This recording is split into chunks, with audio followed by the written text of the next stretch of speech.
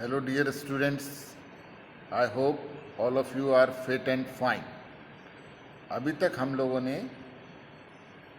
Data organisation और presentation of data तक पढ़ लिया है। अब ऑर्गेनाइज कर दिया डेटा को और उसका प्रेजेंटेशन भी सीख लिया, तो अब इसका यूज़ कैसे होगा ये हम जानने के लिए अगला चैप्टर पढ़ रहे हैं, measures of central tendency. Measures of central tendency में फर्स्ट हम पढ़ेंगे arithmetic mean. Arithmetic mean is well known to you. आप क्लास 6 से 5th में एवरेज पढ़ते रहे हैं और 9th-10th में भी आपने अरिथमेटिक मीन्स के बारे में पढ़ा हुआ है। आप जानते हैं अरिथमेटिक मीन क्या होता है? Sum of all values divided by number of values. For example, आपके पास अगर आपने किसी टेस्ट में स्कोर किया है 8, 10, 12, तो हम क्या करेंगे, इन सबको ऐड कर देंगे। 8 + 10 + 12 और नंबर ऑफ ऑब्जर्वेशन कितने हैं? 1, 2, 3, तो हम 3 से डिवाइड कर देंगे। तो इस तरह से ये हो जाएगा 30/3 = 10। तो 10 आपका अरिथमेटिक मीन कहलाता है। लेकिन इसके पहले एक टर्म पर हमें और ध्यान देना है, वो है सेंट्रल टेंडेंसी। सेंट्रल का मतलब होता है मुख्य या मध्य का। टेंडेंसी का मतलब होता है प्रवृत्ति। तो जो डेटा की क्या प्रवृत्ति है, टेंडेंसी क्या है, वो हमें पता लगानी होती है मध्य की। इसका मतलब ये हुआ कि हम डेटा में से एक ऐसी वैल्यू फाइंड आउट करते हैं जो लगभग सभी वैल्यू के आसपास की होती है और सारी वैल्यू का एक अच्छा रिप्रेजेंटेटिव होती है। तो क्वेश्चन है हमारे पास, what is a central tendency? A central tendency refers to a central value और representative value of a statistical series. ये आपकी बुक में डेफिनेशंस भी दी हुई हैं, जिसको आप बहुत आसानी से पढ़ और समझ सकते हैं। जैसा कि इसका नाम है सेंट्रल टेंडेंसी। अब इसको अपन एक एग्जाम्पल से समझने की कोशिश करते हैं। जैसे मान लीजिए कि हमारे पास हमें स्कूल के डेस्क का डिज़ाइन सेट करना है और हाइट के अकॉर्डिंग डेस्क बनानी है।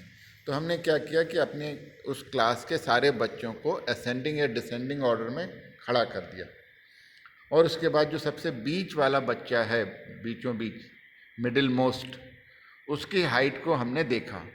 अगर हम उस हाइट का फर्नीचर डिज़ाइन करते हैं क्लास के लिए, तो उसमें जो छोटा बच्चा है वो भी एकोमोडेट हो जाएगा, जो बड़ा बच्चा है वो भी एकोमोडेट हो जाएगा। यही तो सेंट्रल टेंडेंसी है।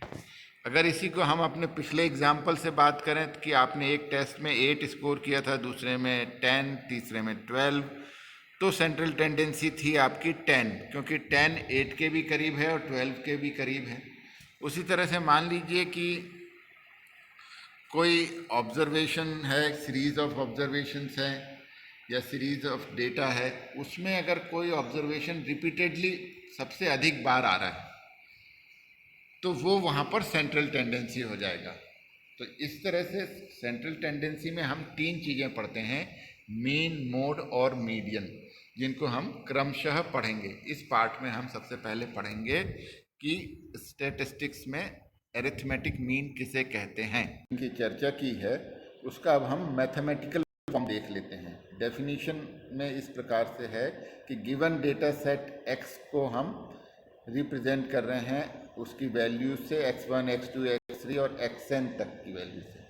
द अरिथमेटिक मीन और average denoted by x bar and read as x bar is the mean of the n values. n कोई भी नंबर हो सकता है, कोई भी संख्या हो सकती है, x1, x2, x3, xn। The arithmetic mean is the most commonly used and readily understood measures of central tendency in data set. In statistics, the term average refers to any measures of central tendency. The arithmetic mean of the set of observed data is defined as being equal to sum of the numerical values of each and every observation divided by the total number of observation. Symbolically, we have a data set consisting of the values a1, a2, a3, an. Then arithmetic mean a is defined by the formula 1 upon n summation I is equal to 1 to n ai. तो अगर हम elaborate करेंगे तो इसी फॉर्मूले को इस प्रकार से लिखेंगे, arithmetic mean a is equal to a1, a2, a3 मैंने sum of all observation divided by n यानी नंबर ऑफ ऑब्जर्वेशन. ये हमारा अरिथमेटिक मीन हुआ.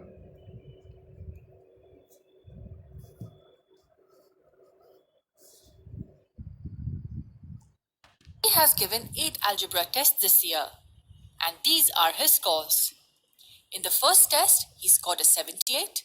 In the second one, he scored an 80, and 82 in the third, and so on. So one day, Zara asks him about his performance in algebra. Now Zen has two options. He can either tell Zara about his score in each test, something like, in the first test I scored a 78, in the second test I scored an 80, in the third I scored 82. The option Zen has is to tell his average score over the period. So he tells Zara that he scored around 80-81 in the previous year. Here, I just approximately average his score over the period to give Zara an idea about his performance. This is far more convenient as compared to mentioning the score in each of his tests. Now let's see how we actually find the average. Consider these 5 numbers, 1, 3, 8, 12 and 16. There is a very simple way in which the average can be calculated. It can be calculated as sum of values divided by the number of values. That's how simple it is to find the average. Look at the numerator first, the sum of the values. Sum of these values would equal 1 plus 3 plus 8 plus 12 plus 16. And how many values do we have here? 1, 2, 3, 4 and 5. 5 values. We divide the numerator by 5. 1 plus 3 is 4. 4 plus 8 is 12. 12 plus 12 is 24. And 24 plus 16 is 40. So the average would equal 40 by 5, which equals 8. This is the average of the 5 numbers in the list. The average is also called the mean, or to be more precise, the arithmetic mean.